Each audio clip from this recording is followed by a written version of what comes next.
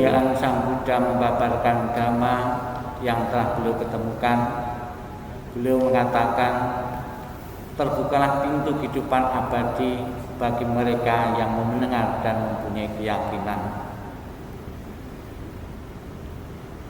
Bapak Ibu, saudara sekalian, dimanapun Bapak Ibu berada, segenap para upasaka dan upasika yang ikut dalam pelaksanaan perayaan Hari Raya Asada di tahun 2565 Buddhis Era di tahun 2021 ini. Terimalah salam di dalam Dharma. Namo Sang Hyang Adi Buddhaya, Namo Buddhaya. Bapak Ibu, saudara sekalian yang saya hormati dimanapun Bapak Ibu berada,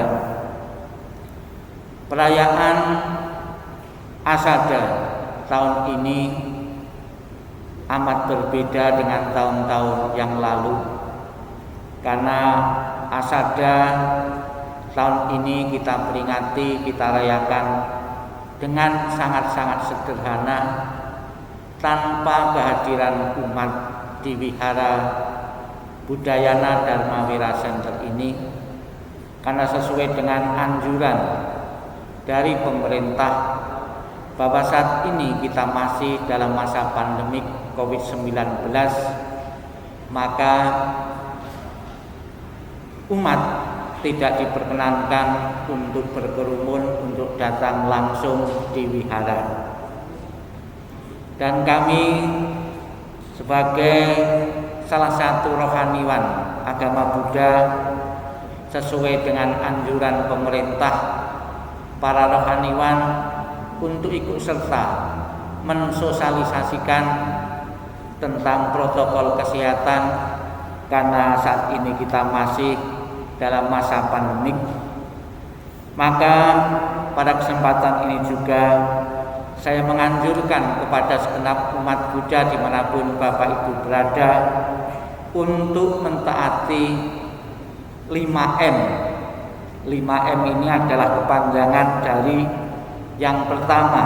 M yang pertama adalah mencuci tangan. Jadi apabila Bapak Ibu selesai melakukan aktivitas, silakan Bapak Ibu menjaga kebersihan dengan mencuci tangan dan dengan sabun. Diharapkan dengan cara ini juga bisa mengurangi risiko penyebaran virus corona. Kemudian M yang kedua, memakai masker. Memakai masker baik Bapak Ibu berada di luar rumah maupun di dalam rumah. Karena menurut informasi yang kami terima, penyebaran virus corona ini sekarang dalam lingkup yang lebih kecil, yaitu lingkup keluarga. Ada beberapa keluarga-keluarga yang sudah terkena karena tidak disiplin memakai masker. Silakan Bapak Ibu, sekalipun mungkin tingkat kenyamanan karena tidak terbiasa, namun demi kesehatan kita bersama, kita saling melindungi. Melindungi diri berarti juga melindungi keluarga kita jauh dari penyebaran virus corona ini. Kemudian M yang ketiga, menjaga jarak aman. Agar Bapak Ibu seandainya atau ada keperluan harus bertemu dengan orang lain, silakan menjaga jarak aman kurang lebih 2 meter.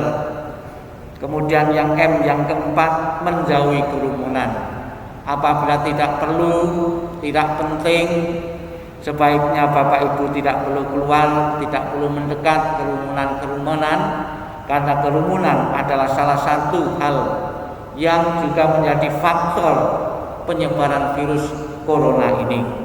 Kemudian yang kelima, yang terakhir, mengurangi mobilitas.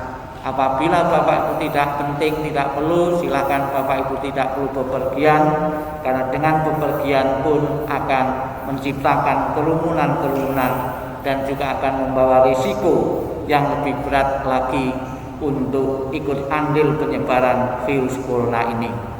Dengan taat disiplin menjalankan 5M ini, kita yakini virus corona akan segera berlalu dan kita bisa menjalankan aktivitas kembali dengan normal. Bapak Ibu saudara sekalian yang saya hormati, kembali pada perayaan Asada. Perayaan Asada tiap tahun bagi umat Buddha bukan tidak asing lagi. Bahkan di wihara-wihara yang khususnya wihara barat ditempati Bhikkhu Sangga, pasti di situ perayaan Asada ini diperingati atau dirayakan. Perayaan Asada adalah perayaan terbesar kedua hari raya agama Buddha setelah Waisak. Maka di beberapa wihara-wihara yang pernah saya bina, pasti setiap tahun perayaan Asada ini juga diperingati dan dirayakan. Perayaan Asada mengingatkan kepada kita tentang peristiwa penting yang pernah terjadi di masa kehidupan Sang Buddha di bulan Asada, di bulan Juli ini, yaitu di mana Sang Buddha membabarkan Dharma untuk pertama kalinya kepada 5 pertapa. Adapun 5 pertapa yang bertemu dengan Sang Buddha yang bernama Kondana, kemudian ada Wapa, ada Mahanama, ada Bodhya, dan ada Asasi. Ketika Sang Buddha bertemu kepada 5 pertapa ini, Sang Buddha meyakinkan bahwa Sang Buddha bahwa telah mencapai penerangan sempurna. Dan penerangan sempurna itu bukan dipegang, bukan disembunyikan oleh Sang Buddha, namun penerangan itu dibagi, diterangkan kepada 5 pertapa ini, dan akhirnya 5 pertapa ini juga yakin akan ajaran Sang Buddha dan mengikuti ajaran Sang Buddha, sehingga kelima pertapa ini pun telah mencapai kesucian-kesucian. Bapak Ibu saudara sekalian yang saya hormati, tercatat diterangkan di dalam kitab suci, ketika 5 pertapa ini dijelaskan tentang ajaran Sang Buddha, kelima pertapa ini dalam mencapai penerangan, mencapai kesucian dalam waktu yang berbeda. Ada yang diterangkan sekali saja langsung mencapai kesucian, seperti yang dicontohkan Kondana. Ada yang perlu waktu 2 hari, ada yang perlu waktu 4 hari. Kenapa bisa berbeda-beda? Ini bisa kita tarik satu pelajaran. Ternyata manusia di dalam menangkap, di dalam memaknai ajaran Sang Buddha mempunyai kesanggupan dan mempunyai kapasitas yang berbeda-beda. Ada seseorang seperti Kondana, seorang yang jenius, intelektual, begitu diterangkan sekali saja langsung bisa mengerti dan memahami. Namun ada juga di antara 5 pertapa ini ada yang perlu beberapa hari. Demikian pula Bapak Ibu sekalian yang saya hormati, kita umat Buddha di beberapa wihara juga sering dijelaskan tentang Dharma ajaran Sang Buddha.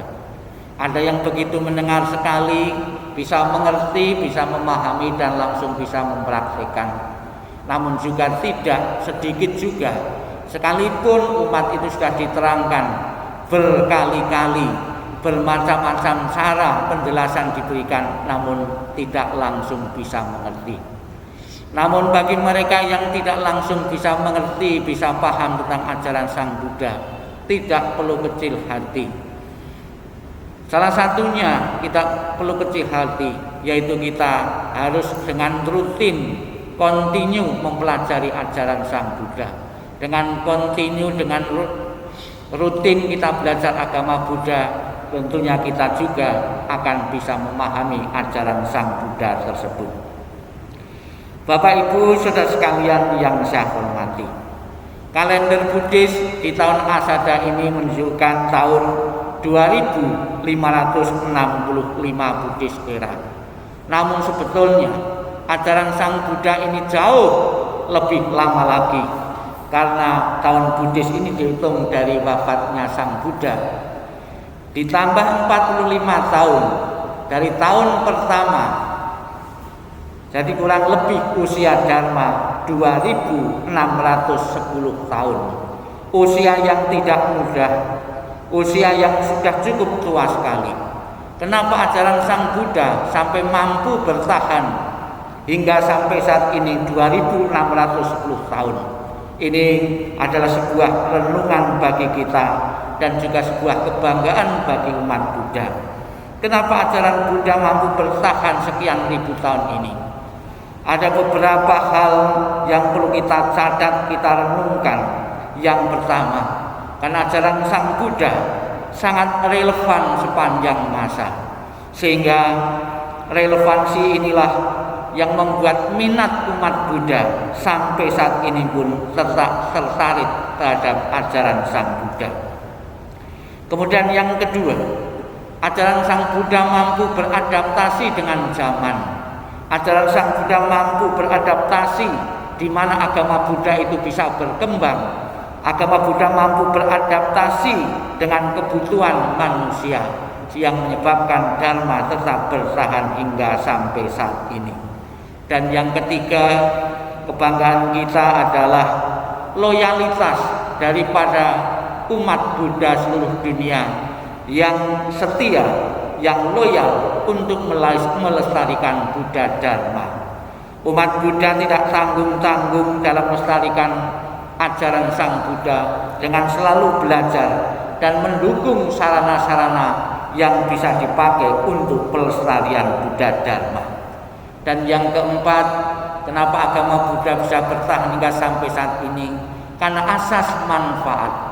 Begitu seseorang mengenal Dharma, begitu seseorang mempelajari Dharma, dia merasakan manfaat, merasakan faedah. Dikatakan Dharma indah pada awalnya, indah pada pertengahannya, hingga indah pada akhirnya. Inilah yang membuat agama Buddha bisa bertahan hingga sampai saat ini. Bapak Ibu saudara sekalian yang saya hormati, apa pesan moral yang sangat penting ketika Sang Buddha bertemu kepada 5 pertapa ini?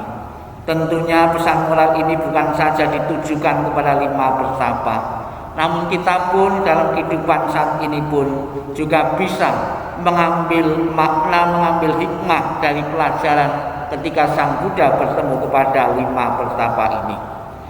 Pesan moral yang disampaikan Sang Buddha kepada 5 pertapa, yang pertama, untuk tidak memuaskan indria-indria kita. Tidak sedikit di antara kita justru berpikir untuk bahagia asal indera kita dipuaskan.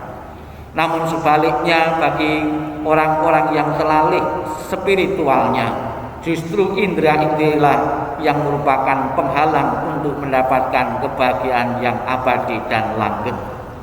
Kemudian pesan yang kedua kepada 5 pertapa, untuk tidak melakukan penyiksaan diri yang akan menyebabkan penderitaan-penderitaan yang hebat.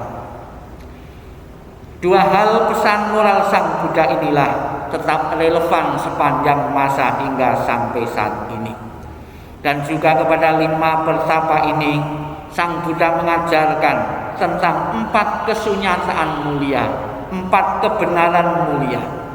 Kebenaran yang pertama dicontohkan yaitu duka, lahir, sakit, mati. Keinginan-keinginan yang tidak tercapai adalah sumber duka. Kemudian asal duka, berhentinya duka, dan jalan untuk menghentikan duka.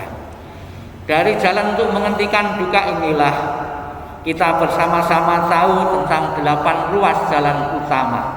Yang pertama, umat Buddha harus mempunyai pengertian yang benar. Pengertian yang benar adalah sebuah kunci untuk belajar, untuk mengetahui kebenaran-kebenaran yang lainnya.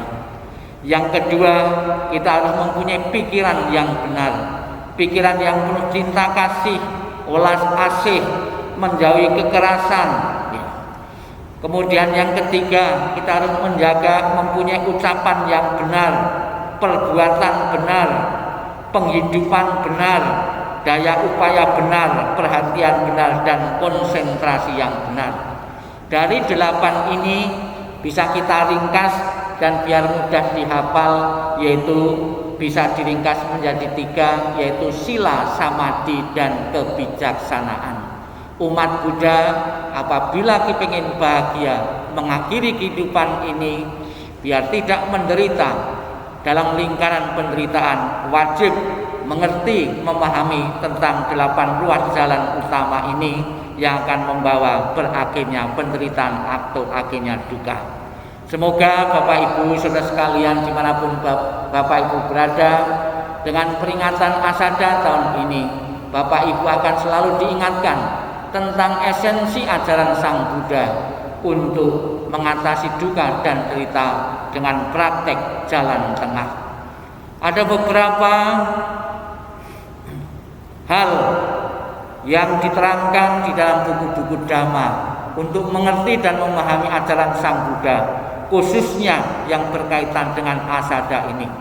Di samping Asada, penjelasan melalui ceramah-ceramah, kita juga tahu peristiwa Asada ini, kejadian Asada ini juga bisa dibikin syair-syair sebuah lagu.